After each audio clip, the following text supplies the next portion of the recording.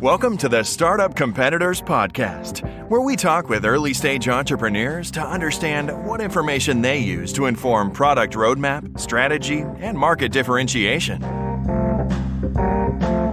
Today we have George Klein from Peoplocity. George, welcome to the podcast. Hi, Mike. How are you? I'm doing well. Good. Why don't we start with a pitch about Peoplocity and what you guys do? Well, Peoplocity is a communication platform. We provide a mobile app that's basically a text app for users to be able to communicate with businesses or organizations easily and get their message right to the empowered person within that business or organization.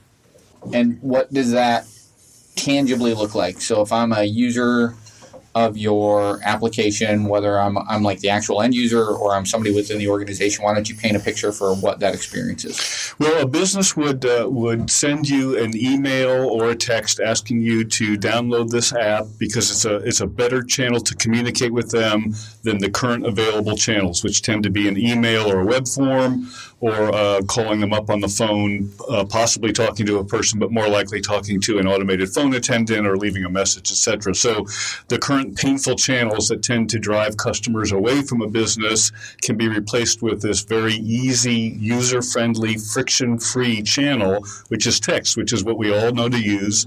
You can send a picture, send a text, and our platform basically turns that into an email, notifies the correct people within a business or organization who can easily forward it or escalate it if necessary. The experience for the user is very conversational and personal. We know who you are, what your account number is, etc. So it's a better experience for you. It's an easier, more efficient transaction for the business who can handle a number of them at the same time. And really, the end game is we provide valuable data and analytics by grouping all this information together so they can see trends and ways to change the customer experience to improve profitability. Got it. So help paint a picture for the listener where you are from a traction perspective. So that could be number of employees, if you fundraised, how much you've raised, how much revenue you have, customers, whatever vanity metrics you might have, just anything that can help paint a picture for in the life cycle of a startup. Where are you guys at right now? Well, I think I could add a little clarity by first saying that we're in our second life of hopefully not going to need 9 of them, but we're in our second life. Our first life was a consumer-facing app where we put Peoplocity out there and encouraged people to download it. It used geolocation. You could send a message to any business that was near you or search for one, and then we took that message to the business and said, "Hey, business, wouldn't you like to talk to Mike Kelly personally through this app?" And that's a very difficult business model. Right. It's a difficult business model and takes a lot of money to get a consumer-facing app out there, as you well know. So we pivoted a little over a year ago to a B2B focus where we now sign up businesses who already know who their customers are and improve that customer experience for them or employee experience for them.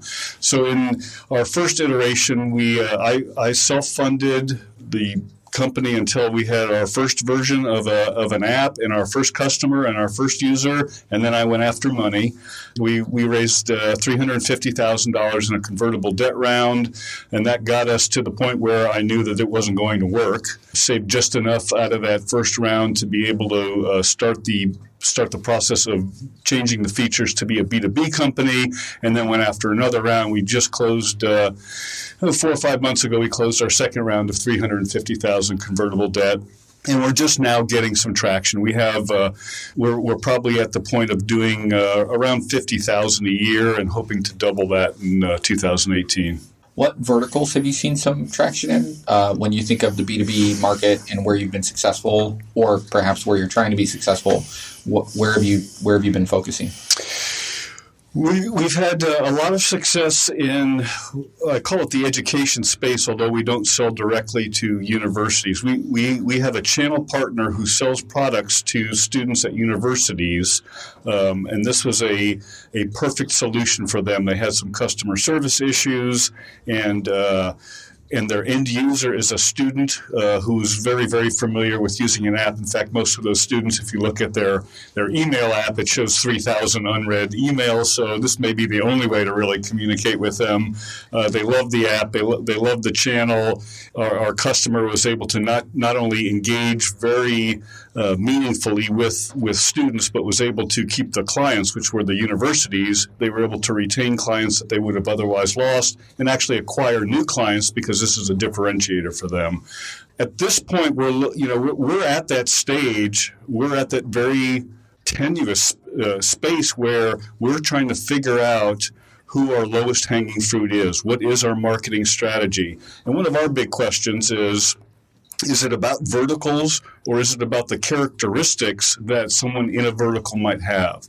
And an example of that was clearly companies who sell to millennial students, young people, mobile-first clientele, which is almost everybody now, but certainly youngsters and young people, they make a lot of sense for us. Someone who has customer service issues or customer service reputation that's bad, this makes a lot of sense for them because it not only provides a much better customer experience, it sends a message to the people that they sell to that they're doing something about customer experience, that they care, that they're providing a leading edge technology to help with that. So at this point, we're in the middle of that marketing strategy decision.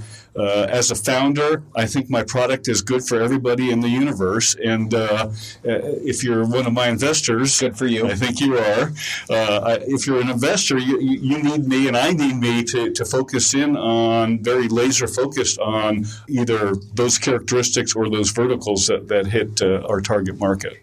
So customer service platform focused on a text or real-time communication channel through the app, just recapping here, and kind of vertical agnostic, more characteristic focused.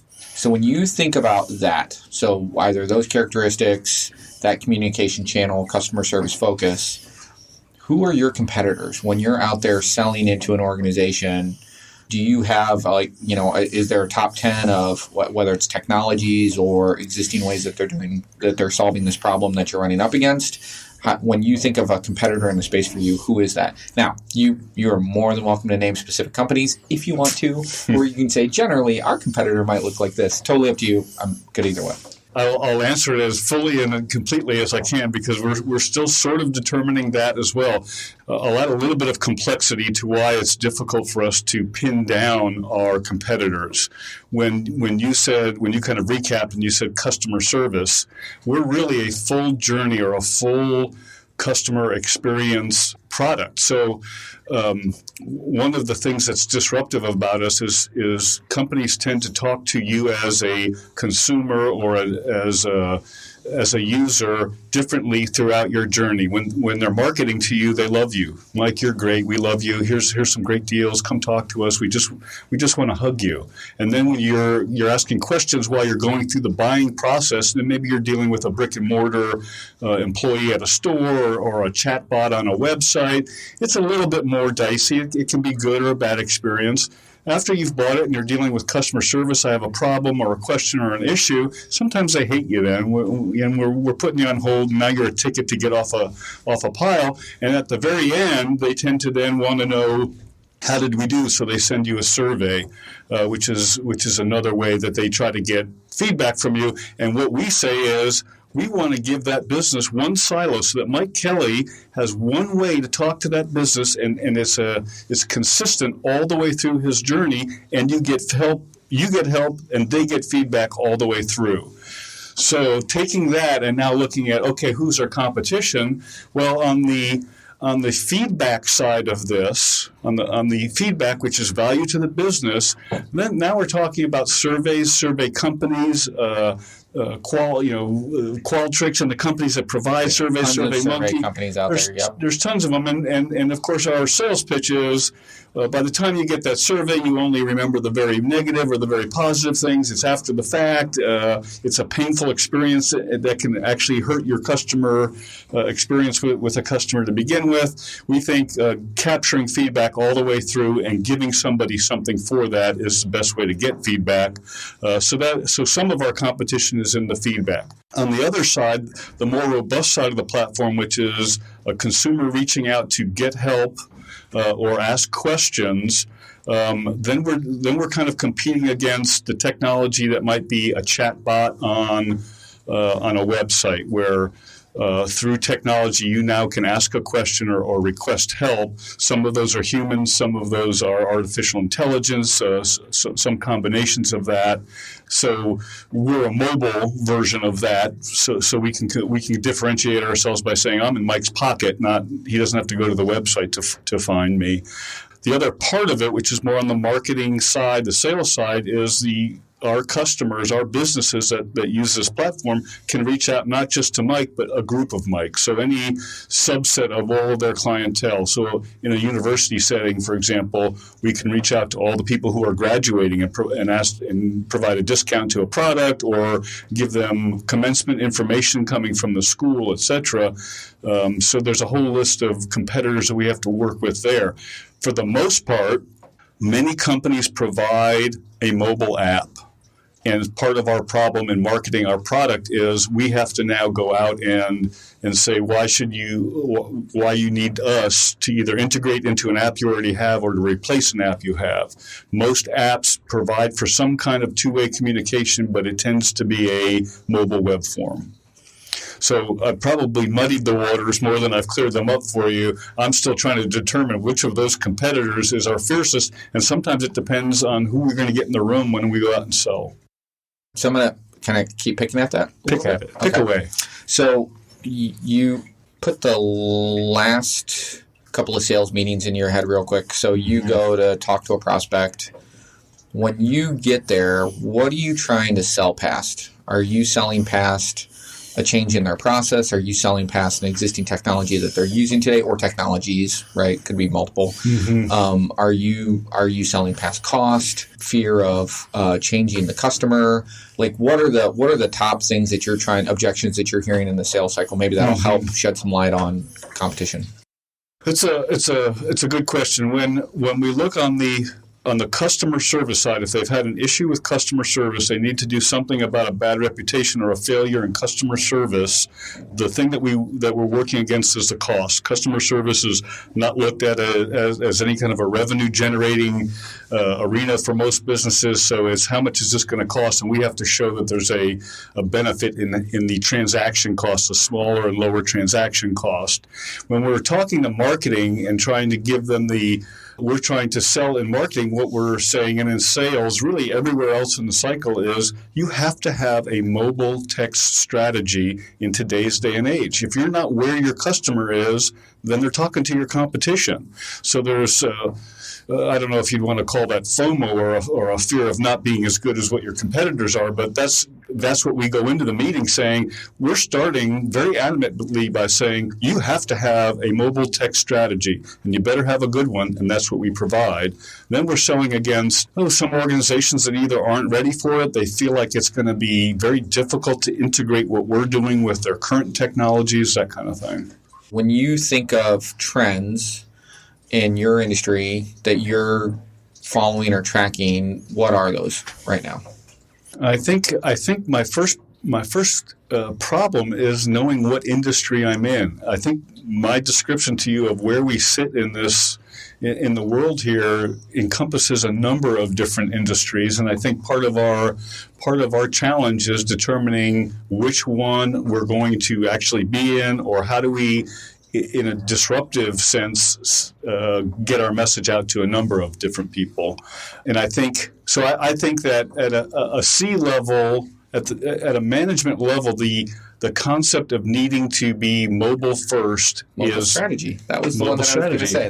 That's the one you just mentioned. Ding, yes. ding, ding. Ding, ding, ding. A mobile strategy either they understand the importance of it or they understand the fear of not doing it if they don't get it. So I think that's what's going to get us in the meeting. On looking forward, that's what's going to get us in the meeting. The people who come to the meeting, if that's marketing or if that's customer service or if that's sales, or even the marketing side of market research, which is the surveys and the feedback, customer insight, that's going to help determine how we sort of focus the pitch after that, or who we're up against in that area. So did you arrive at mobile strategy as a trend that you're seeing that you can sell against in the sales process? Like, did you come at that organically, or did you see that out in the market independent of your sales cycle and say, no, this could be a tool that I could leverage as part of my discussions? More of that. It was more reactive than me thinking of it ahead of time. It was me seeing what's going on in the marketplace. When we started Peoplocity, and granted it was consumer facing, the idea of a mobile text app to communicate with a business was, people looked at me and go, I don't think so. I don't think people are going to pay for that. And now, now it's like, hopefully I can get enough traction that, Facebook doesn't beat me out of the market. I was texting with Marriott Hotels just last week. Yeah. So now they get it. Now I have to differentiate myself from what's out there. And a lot of times that's going to mean, can I integrate into other technology as opposed to trying to be the technology for communication, because Marriott's already got an app. Right. So then as you look at the market and try to identify your place in that market, right? So whether that is identifying those trends and how you fit into them, which I know is hard when you look across industries, but other tools that are out there, like what do you track? Like, maybe I'll ask this a different way. You think of Peoplocity 2 years from now. 2 years from now is a long time, but you think of Peoplocity 2 years from now and think of the features real quick in your head. You don't even have to share them. Like, think of a couple of features that it will have 2 years from now. Mm-hmm. They're kind of bigger, right? Yeah. Like bigger features. So you clearly have a vision for where the product needs to go. Where is that vision coming from? Is that coming from looking at the market and identifying a gap, or is that coming from it's only coming from feedback you're hearing from customers? It's coming from your intuition. Like, as you think about where that 2-year roadmap comes from, you talk a little bit about where the ideas come from for those features. Right. That's a great question. I think how I try to do that most effectively is I focus on the user first, so that a lot of the competition that's out there is providing businesses with a technology or a tool that's going to improve their processes, their profitability, their ROI on technology. I'm looking at the consumer, and I'm not ignoring the rest of it. I'm saying to the business, I've got the consumer, and I've got the consumer I'm giving the consumer a platform that they like and will use and will like you for offering it to them. That's going to help you on your ROI and on your processes and procedures as well. So I'm looking at engagement and personalization and the experiences that consumers are having, employees are having with those organizations that are full of friction and pain. And I'm saying, my communication platform, my communication strategy is going to solve their problem. And if I can solve their problem, then somehow I'm going to solve you, the business's problem. So I'm looking at trends in engagement, the things that will keep an app on somebody's phone. I'm looking at the things that will improve the loyalty and retention of a customer or employee based on engagement and communication. What are some of the things that will keep an app on somebody's phone? Well, I mentioned just a minute ago, the user experience is key. So when I'm talking to a business about using this channel to let Mike talk to that business all the way through the channel, from the marketing and the sales and the service and the feedback, the first thing that comes to their mind, especially if I'm talking to marketing, is, what can I sell Mike?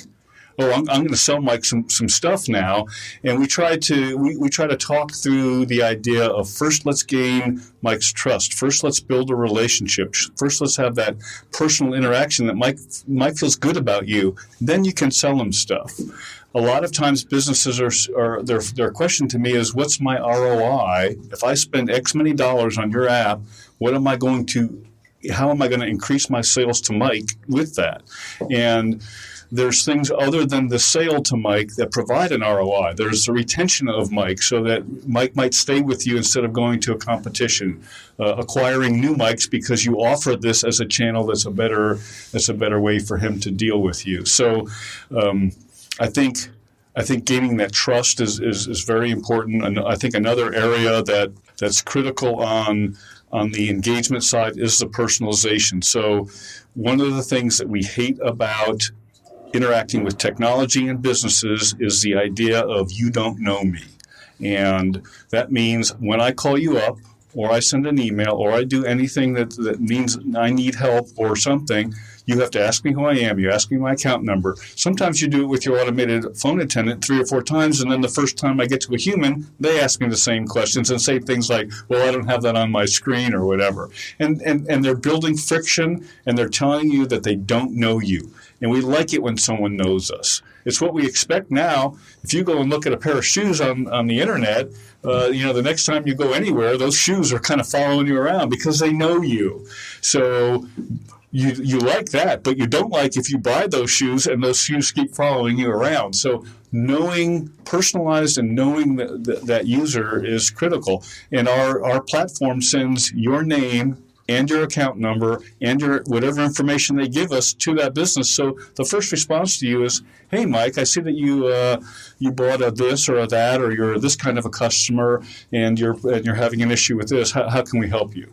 So it feels like, oh, they know me. I don't have to explain myself. I don't have to tell them who I am. I don't have to find my account number. It's a much better relationship. Talking with you about this, like, you're crazy passionate about the space and customer service. Clearly, you're crazy passionate about most things in your life, but like when you talk about this stuff, you're like animated. I mean, you can't see this if you're listening, but like George's hands are all over the place, and he's super animated. It's awesome. I'm gesticulating. I like it.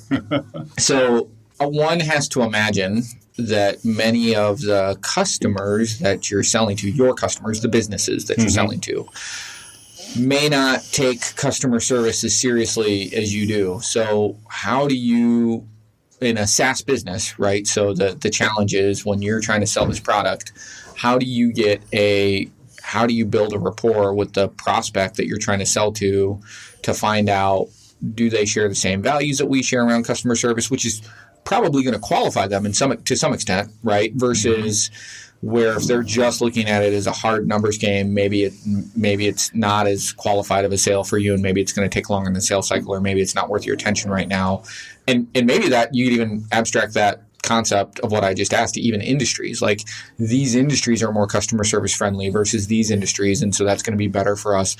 When you think about like your passion and how much you bring to the table in terms of like, no, this is what a good customer experience is, and that starts with the user experience. And the user experience is not just like the screen you put in front of them, but the full experience, right? So what do you know about them? How much can you simplify their life just by having information at your fingertips in your first interaction, the timeliness of the interaction, right? These basic tenets that you talk about. Do you qualify customers or even industries that you think about down that path? I want to be able to get to that point. I'm not there yet. I foresee a time when part of our sales process is going to be to find out if that customer qualifies. And to be honest with you, I don't know if the better customer is a customer who needs help with that. They understand they have a problem because they're not executing well on the customer experience, or the Nordstrom types that are like, we're the best, we want to stay the best, we'll continue to use technology to be the best. So do we go after the people who have problems, or do we go after the people who it's number one front of mind all the time? Probably at first it's going to be the people who truly get the benefits and value of improving the customer experience. We don't understand, if there's not a dollar amount I can put today on an extra sale, I don't know that there's value for us. And in order for me to get my boss to buy this, I've got to be able to do that. Versus a company that intrinsically, organization-wide, is a customer-focused business. They understand the value of loyalty and retention and the benefits that go along with a customer that you keep longer is going to spend more money. They're going to stay with you longer. They're going to tell other people. Those are hard things to put real dollars on. But if you understand the value of being at the top of your field in that area, the bottom line is your bottom line. Right. How much education do you have to do? Education, maybe the wrong word. Evangelization, maybe a better word. Like, how often so you go in and sell a large company X on using your product, how much of your interaction with them is just straight up, okay, this is what your implementation plan looks like. This is how we're going to integrate into your existing systems. So we're just executing a plan versus, hey, now that you've brought Peoplocity in, let's talk about some of the basic tenets of customer service. Let's talk about what is the right way to interact with somebody through text because it's a new channel for you. Maybe you've never done that before. Let's talk about some of the basic tenets of what those interactions need to look like. If you look like a chatbot, you're not going to get the interactions you think you're going to get versus if you look like an actual human being who has a sense of humor, who cares, you know what I mean? Like, how much of that do you do in the process? I'm frankly shocked at how much I have to do and how many blockers we get in that area. The amount of education needed from many businesses is way more in large businesses than I would have ever thought. So in many organizations, when I explain about a text communication channel, for example, a response might be, we have a Zendesk or a Salesforce function that allows us to text to our customers. And it's similar to getting the text from a dentist that says your appointment's coming up.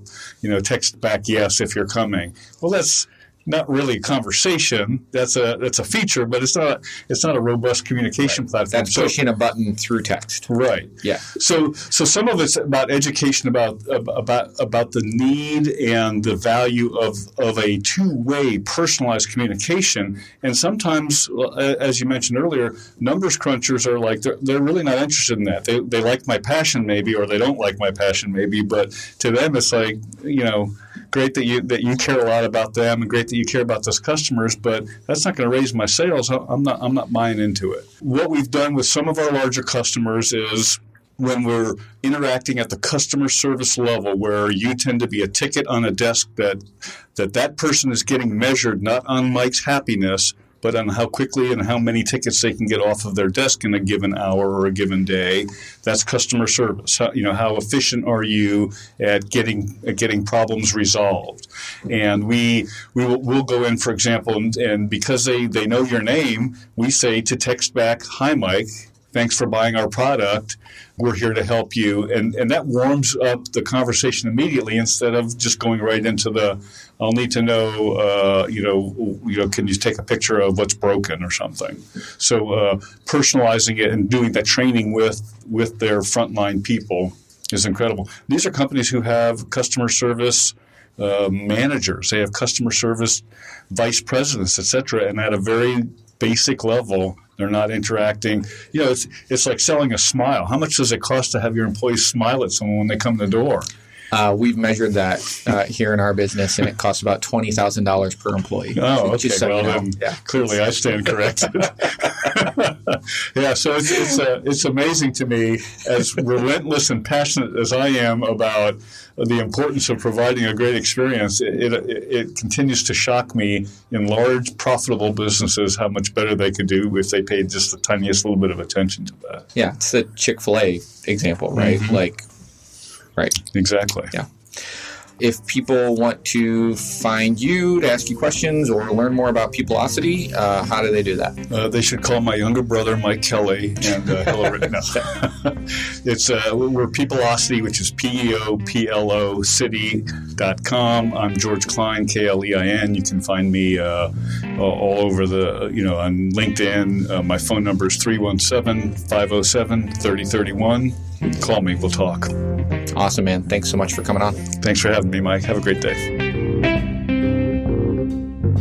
If you're thinking of launching a SaaS product, Startup Competitors can provide data on your closest competitors, survey potential users, or provide other product validation services.